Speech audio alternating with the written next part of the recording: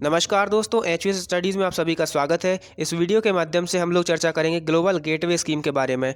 दोस्तों, न्यूज़ कुछ ऐसी देखने को मिल रही है कि जो यूरोपियन यूनियन है, जिसके द्वारा ग्लोबल गेटवे स्कीम के अंतर्गत 300 बिलियन यूरो का फंड जारी किया गया है, उसका कुछ पार्ट इंडिया को यहाँ पर मिल सकता है। आप ये न्यूज़ देख सकते हैं, एक फ्रेंच एनवॉय के द्वारा कहा गया है, India could get a chunk of use euro 300 billion fund under global gateway scheme. तो ये ग्लोबल गेटवे स्कीम क्या है और इसके अंतर्गत ये जो पैसे हैं ये भारत को किस तरह से मिलने वाले हैं, उन सभी चीज़ों के बारे में हम इस वीडियो में डिटेल में चर्चा करेंगे। तो बने रहिए इस वीडियो में अंत तक, और यदि अभी तक आपने इस चैनल को सब्सक्राइब नहीं किया है तो अभी सब्सक्राइब कर दीजिए, जिससे आपको हमारी वीडियोस की नोटिफिकेशंस लगातार मिलती रहती हैं। तो चलिए स्टार्ट करते हैं इस वीडियो को। सबसे पहले हम समझते हैं ग्लोबल गेटवे स्कीम क्या है।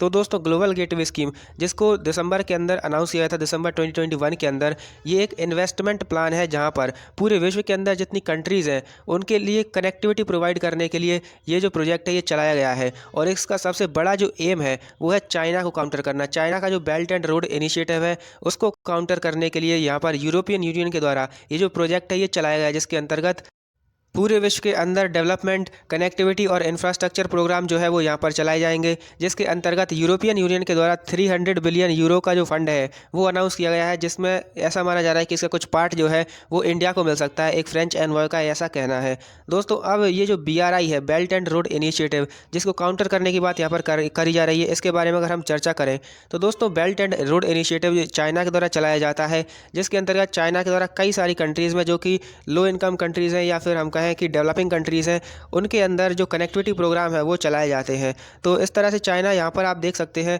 यहाँ से स्टार्ट होते हुए ये कनेक्ट करता है पूरे सेंट्रल एशिया को। इसके अलावा ये फिर मॉस्को होती है यहाँ पर पूरे के पूरे यूरोप को ये कवर करता है। अब दोस्तों, चाइना के द्वारा बेल्ट एंड रोड इनिशिएटिव के अंतर्गत दो तरह के रूट डेवलप करे गए हैं, जिसके अंदर एक तो है यहाँ पर आप देख सकते हैं ये वाला रूट, और एक है ये जो मैरीटाइम रूट जिसे कहते हैं। अब दोस्तों, ऐसा क्यों किया गया है, सबसे पहले मैं आपको ये बता दूँ तो आपने देखा होगा एंशिएंट हिस्ट्री के अंदर यहाँ पर एक सिल्क रूट जो है वो एग्जिस्ट करता था, जिसे कहते थे हम एंशिएंट सिल्क रूट। और यहाँ पर चाइना से स्टार्ट होते हुए सिल्क का जो ट्रेड है वो डायरेक्टली यहाँ पर रोमन एम्पायर तक पहुँच जाता था। तो इस तरह की चीज़ें देखने को मिलती थी। अब दोस्तों, इसी एंशिएंट सिल्क रूट को रिस्टोर करने के लिए चाइना के जो प्रेसिडेंट थे 2013 में, चाइना के प्रेसिडेंट थे शी जिनपिंग, अभी भी वही है, उनके द्वारा यहाँ पर इस जो बेल्ट एंड रोड इनिशिएटिव है इसको स्टार्ट किया गया था, जिससे कि जो एंशिएंट सिल्क रूट है उसको फिर से रिस्टोर किया जाए और चाइना का जो ट्रेड है वो यहाँ से डायरेक्टली हो सके। तो चाइना के द्वारा इसके अंतर्गत दो तरह के जो ट्रेड रूट हैं वो स्टार्ट करे गए हैं।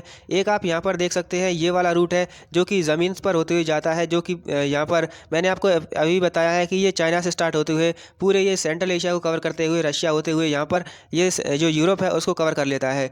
दूसरा जो रूट है वो चाइना के द्वारा मैरीटाइम सिल्क रूट चलाया गया था, जिसके अंदर चाइना के द्वारा जो पोर्ट्स हैं वो डेवलप करे गए हैं, जहाँ पर चाइना ने कई कंट्रीज़ के अंदर अपने छोटे छोटे से जो पोर्ट्स हैं वो डेवलप कर रखे हैं। आप देख सकते हैं चाइना से स्टार्ट होते हुए ये यहाँ पर कई सारी कंट्रीज़ के अंदर चाइना ने इस तरह के पोर्ट डेवलप कर रखे हैं। अफ्रीका के अंदर भी आप देख सकते हैं इसका पोर्ट, और यहाँ पर ये होते हुए ये डायरेक्टली यहाँ पर ये यूरोप तक पहुँच जाता है। तो इस तरह से दो तरह के रूट यहाँ पर देखने को मिलते हैं चाइना के बेल्ट एंड रोड इनिशिएटिव के अंतर्गत। और इसी को दोस्तों काउंटर करने के लिए यहाँ पर यूरोपियन यूनियन के द्वारा पिछले साल अपना एक कनेक्टिविटी प्रोजेक्ट चलाया गया था, जिसके अंतर्गत जो यूरोपियन यूनियन है वो भी चाइना की तरह ही यहाँ पर कई कंट्रीज़ के अंदर अपना जो इन्वेस्टमेंट है वो करेगी, जिससे कि इनके द्वारा 3 बिलियन यूरोज़ का जो प्रोजेक्ट है वो स्टार्ट किया है, इसकी फंडिंग दी गई है। और ऐसा माना जा रहा है कि इंडो पैसिफिक रीजन के अंदर जो इंडिया है, इंडिया को यहाँ पर इसका कुछ पार्ट मिल सकता है, जिससे कि यहाँ पर जो इनका जो प्रोजेक्ट है वो सक्सेसफुल हो पाए। अब दोस्तों, ग्लोबल गेटवे स्कीम के कुछ और ऑब्जेक्टिव्स भी हैं। आप देख सकते हैं the principle of good governance including transparency,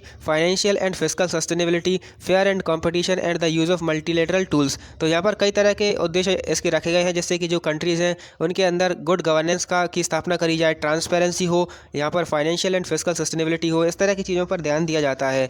तो दोस्तों, ये सारी की सारी चीज़ें थी इस वीडियो के अंदर, जहाँ पर हमने समझा जो यूरोपियन यूनियन है उसके ग्लोबल गेटवे स्कीम के बारे में, साथ में हमने जाना चाइना के बेल्ट एंड रोड इनिशिएटिव के बारे में, किस तरह से उसको काउंटर करने के लिए यूरोपियन यूनियन के द्वारा एक नया जो डेवलपमेंट प्रोजेक्ट है वो चलाया गया है।